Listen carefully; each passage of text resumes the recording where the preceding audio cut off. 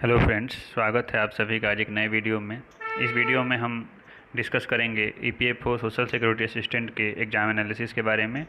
और मैंने खुद इस पेपर को अटैम्प्ट किया है, तो क्या आपकी स्ट्रेटजी रहनी चाहिए और कैसे इस पेपर को अटैम्प्ट करने पर आपके मार्क्स बढ़ सकते हैं, इस विषय में आज हम डिस्कस करेंगे। तो सबसे पहले कुछ मेन पॉइंट्स को हम डिस्कस कर लेते हैं जो मैंने लिख रखे हैं। कुछ मेन पॉइंट्स इसके हैं कि इसमें सेक्शनल टाइमिंग आपकी नहीं है। कोई भी सेक्शनल टाइमिंग जैसे बैंक एग्ज़ाम्स में होती हैं वैसी सेक्शनल टाइमिंग आपको देखने को नहीं मिलेंगी।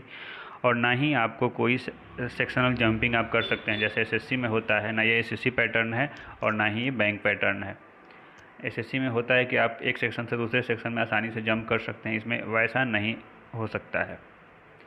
इसमें आपको एक सेक्शन सबमिट करने के बाद, जैसे मान लीजिए आप जीए का सेक्शन अटैम्प्ट कर रहे हैं, तो उस सेक्शन को सबमिट करके ही आप आगे बढ़ सकते हैं दूसरे सेक्शन में, और फिर से वापस आप जीए के क्वेश्चन को अटैम्प्ट नहीं कर सकते हैं। तो इस बात का खास ध्यान रखेंगे। काफ़ी कम जानकारियाँ अवेलेबल थी यूट्यूब पर, क्योंकि ये नया पेपर था, इस बार एनटीए कंडक्ट करा रहा है और इसमें आपको परेशानी हो सकती है। मुझे भी पता नहीं था, जब तक मैंने एग्ज़ाम में नहीं बैठा मैं, तब तक मुझे भी नहीं पता था कि किस तरह का सेक्शनल टाइमिंग रहेगा और क्या इसमें हो सकता है।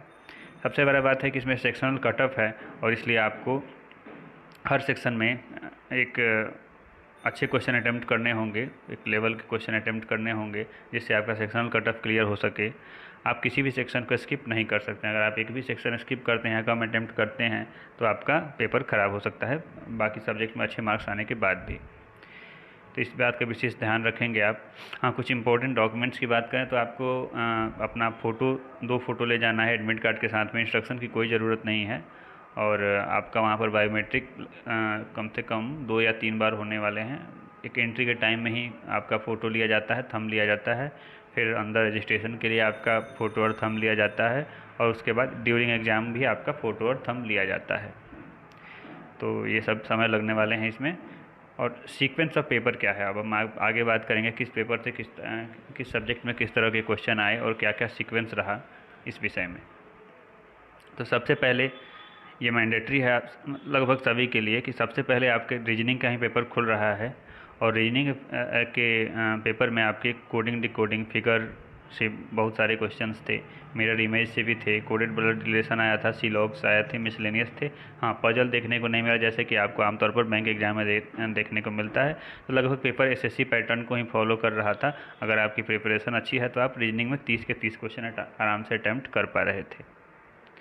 उसके बाद हम बात करते हैं जनरल अवेयरनेस की। जनरल अवेयरनेस में एसएससी पैटर्न ही लगभग फॉलो हुआ, और इसमें भी आपके स्टैटिक के क्वेश्चन थे, कुछ करंट के क्वेश्चन थे, जो ओलंपिक्स 2022 के जो ओलंपिक हुआ था उससे कुछ क्वेश्चन थे, और कुछ साइंस के क्वेश्चन भी देखने को मिले। तो ओवरऑल ये जनरल अवेयरनेस भी आपका एसएससी पैटर्न बेस ही था।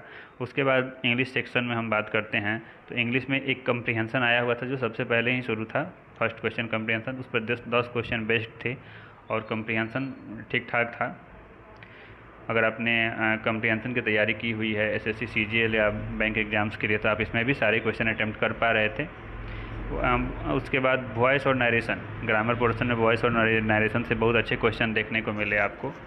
साथ ही साथ वोकैब सेक्शन से भी क्वेश्चंस थे, साइन वाइन तो पूछे गए थे, जो कि लगभग सिमिलर वर्ड्स से आपको बहुत सारे पढ़े हुए वर्ड्स मिल जाएंगे। एक पैसेज फिलर था जिसमें 5 क्वेश्चन आ रहे थे, और वो सीक्वेंस वाइज नहीं पूछा जा रहा था, जैसे 1 के स्पेस में क्या आएगा, सेकंड के स्पेस में ऐसे नहीं था, 5 4 3 2 ऐसे करके था। रैंडम क्वेश्चन थे पैसेज फिलर से, लेकिन आसान था।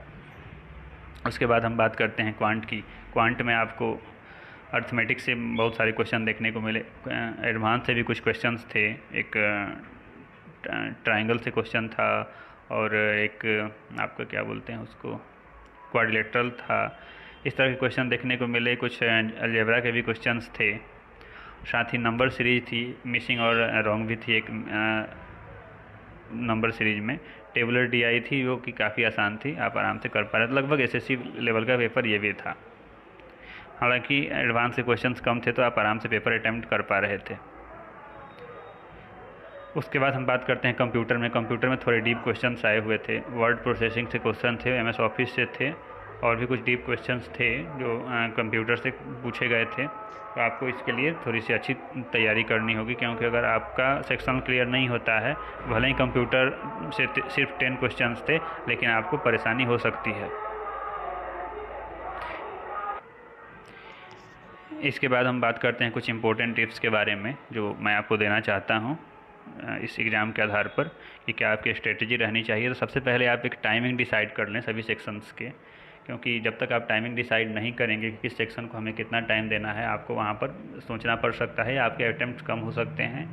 तो जैसा कि जानते हैं आप सभी, 150 मिनट की टोटल टाइमिंग मिल रही है हमको इस एग्ज़ाम के लिए। रीजनिंग में आपके 30 क्वेश्चन हैं और 30 क्वेश्चन के लिए मैंने 40 मिनट इसलिए रखे हैं क्योंकि आप सभी क्वेश्चन को अटैम्प्ट करने के बाद एक अच्छा से उसका रिव्यू भी देख लें कि किसी क्वेश्चन में एरर तो नहीं है, क्योंकि अच्छी खासी समय मिल रही है इस एग्ज़ाम में। आपको बहुत ज़्यादा घबराने की ज़रूरत नहीं है। 30 क्वेश्चन को आप आराम से 30 मिनट में अटैम्प्ट कर सकते हैं। 10 मिनट एक्स्ट्रा आप लेके चलिए। अगर आपका कमज़ोर है, फिगर काउंटिंग में प्रॉब्लम हो रही है, तो आप आराम से इसको कर पा रहे हैं, तो इसके लिए आप 40 मिनट का समय ले सकते हैं। जीए के लिए मैंने 10 मिनट का समय रखा है, क्योंकि जीए में आपको सीधे यस या नो में आंसर होता है, आपको ज़्यादा सोचने की इसमें होती ही नहीं, सॉल्व तो करना नहीं रहता है। आपको आता है तो यस, नहीं आता है तो नो आप करते जाएंगे ऑप्शन में। तो इसमें बहुत ज़्यादा समय, 10 मिनट भी बहुत ज़्यादा होता है इसके लिए। इंग्लिश के लिए मैंने 50 क्वेश्चन के लिए 50 मिनट रखे हैं, जो कि काफ़ी एक अच्छा टाइम है। इंग्लिश में भी आपको बहुत ज़्यादा समय नहीं लग रहा। कंप्रीहेंशन थोड़ा समय टाइम टेकिंग है, तो आप उसको देख सकते हैं। इंग्लिश में भी आप 50 मिनट में बहुत अच्छे से, आपको लगभग 40 मिनट में, 40 से 45 मिनट में आपका ख़त्म हो जाएगा पेपर। उसके बाद आप एक बार उसको फिर से रिव्यू करके तब सबमिट करके आगे बढ़ सकते हैं अगले सेक्शन में। क्वांट में आप 30 क्वेश्चन के 40 मिनट बहुत अच्छा समय है, जो आप लगभग 30 से 35 मिनट में आपका पेपर ख़त्म हो जाएगा क्वांट वाला, और उसको भी सबमिट करके। कंप्यूटर के लिए 5 मिनट बहुत ज़्यादा है, कंप्यूटर को आप 5 मिनट में कर सकते हैं। तो लगभग यही रहने वाला है। अगर आप रखते हैं इस तरह का सीक्वेंस, तो आपके 145 मिनट में लगभग ये सारे सब्जेक्ट्स ख़त्म हो रहे हैं। लेकिन हाँ, 5 मिनट जो मैंने एक्स्ट्रा बचा के रखा है, उसको आप किसी भी, जो भी आपका कमज़ोर है, मान लीजिए आपका रीजनिंग कमज़ोर है या क्वांट कमज़ोर है या इंग्लिश कमज़ोर है, उसमें आप एक्स्ट्रा 5 मिनट ऐड करके यूटिलाइज कर सकते हैं, ताकि आपका पेपर अच्छे से अटैम्प्ट हो पाए। और दूसरी बात, आपका जो सबसे इम्पोर्टेंट बात है कि आपको एक एक सेक्शन को सबमिट करना है। जैसे मान लीजिए आप इंग्लिश अटैम्प्ट कर रहे हैं, तो उसको सबमिट करके ही आगे बढ़ना है। सबमिट करने के बाद फिर आप उसके पास वापस नहीं आ सकते, इंग्लिश के क्वेश्चंस को आप वापस नहीं देख सकते। तो इस चीज़ का विशेष ध्यान रखेंगे। अगर आपको पूरी तरह से सेटिस्फाइड हैं कि हाँ इस सेक्शन को सबमिट करना है, तभी आप उसको सबमिट करें, तब आगे बढ़ें। तो आज के वीडियो में इतना ही। वीडियो अच्छी लगे तो आप चैनल को सब्सक्राइब करें और लाइक करें। इसी तरह के वीडियो मैं लाते रहता हूँ। और धन्यवाद आपका वीडियो में बने रहने के लिए। Thanks for watching.